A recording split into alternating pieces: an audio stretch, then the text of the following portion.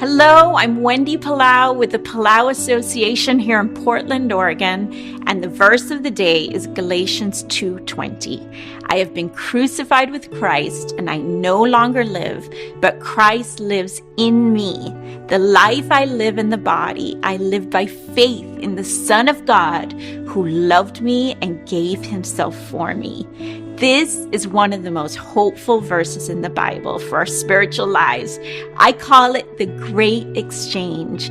You might say to me, Wendy, how can this be hopeful? It's about death, being crucified, about dying to myself. And it feels depressing and sounds so hard. You might say to me, why would I even die to myself?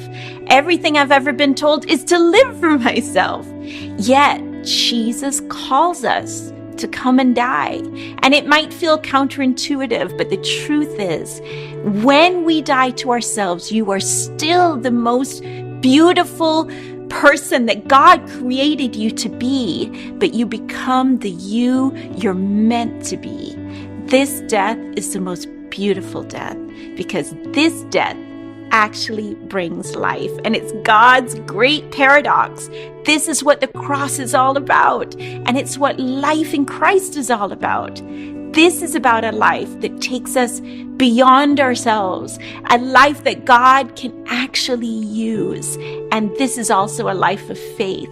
Paul says it's a life of faith in a God who loves us and a God who gave himself up for us. It's not about what I can do for God, but what God has already done for me. When I submit my life to him, when I die to myself, his spirit comes and lives in me, his powerful presence, his very life.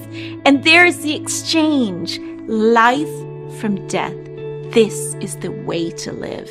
Are you living for yourself with Jesus tagged on or trying really hard to work for him? Today I encourage you, die to yourself, give it up, give it over because he loves you and he gave himself for you.